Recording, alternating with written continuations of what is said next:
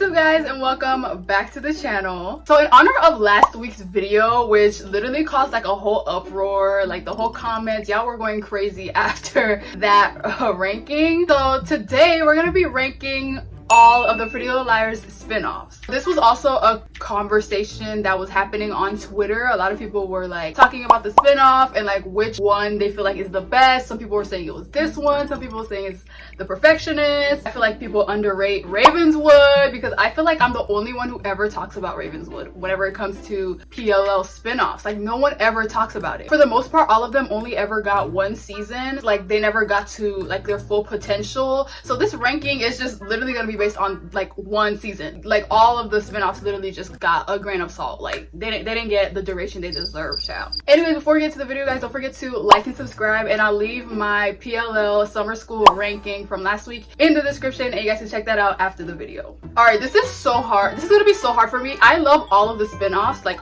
there's not one that I hate. I'm definitely gonna be taking into account how it ended, obviously how it started, and like the plot, like how well was it executed. But we're just gonna be ranking the 3 spin-offs. Ravenswood has a huge place in my heart. Like I love Ravenswood so much, but because I'm taking into account like how all of these spin-offs ended, it has to be at the bottom. I know like Pretty Little Liars was going on while Ravenswood was being filmed, so I guess they couldn't make the spin-off as good as they wanted to because the original show was still going on when Ravenswood was being done. I just don't like how it ended. I don't like what ended up being like the reveal, how her and Caleb had like past ghosts like that were like haunting the place. I like the fact that they made Ravenswood be like a whole supernatural thing, because Pretty Little Liars is not supernatural. It's like a regular just drama like show, but they made Ravenswood supernatural, and I think it's the only one of the spin-offs that has like any supernatural element to it. Like I think that's what makes me like it so much, and I almost put it ahead of like this current Pretty Little Liars spin-off, Original Sin Summer School,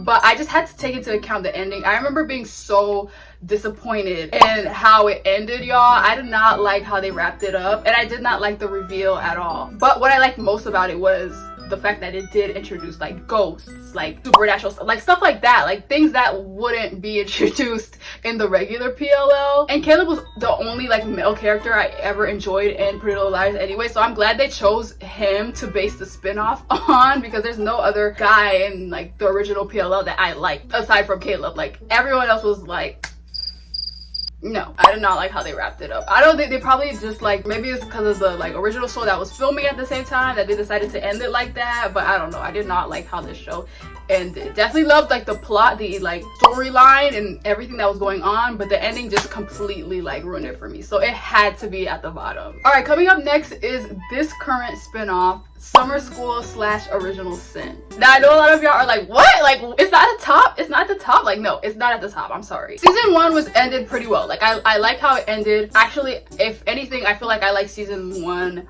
or it's getting to that point where I would definitely say that season 1 is better than season 2. Season 2 hasn't ended yet. Obviously we have like 2 more episodes to go. Based on the course of this season so far, like the 6 or 7 episodes that we've seen so far, I will definitely say that I definitely enjoyed season 1 better. By this point in season 1, I already was like, oh bitch, this is like gonna be one of my favorite spin-offs ever. But y'all, I'm sorry, season 1 at this point was already peak fiction for me. It's not that I don't like season 2 right now. Obviously, again, it's still going on, but I'm just basing it by this point. Like by episode 7 of season 1, I was like, yeah, this is it. Season 2, I like what it's doing so far. If anything, the past 2 episodes have been the best of the season. I just feel like it started off quite slow, but let's see if they win me over with this finale within the next 2 weeks. I honestly am feeling season 1 more than season 2, so that's why it's second. It's not at the top for the spin-offs, y'all, because if your season 2 isn't better than your season 1, it's no way you're gonna be at the top of this list. By like episode 3 of season 1, I was already like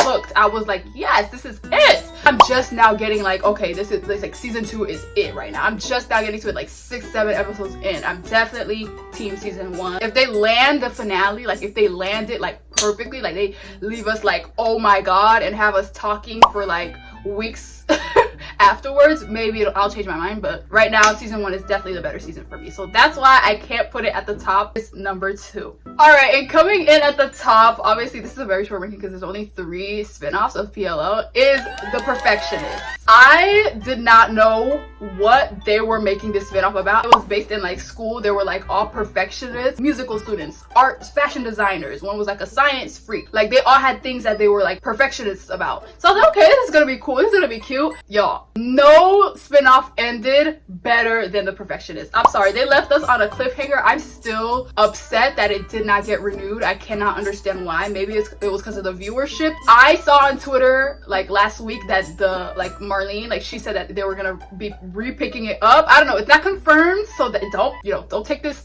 for the gospel, but I saw somewhere on Twitter that she said they might be repicking it up. I hope they do because they set up season 2 so perfectly. I couldn't believe when it got canceled. Perfectionist was done so well. The first episode came out and I was like, okay, what are they gonna do? But at the end of episode 1, that boy died.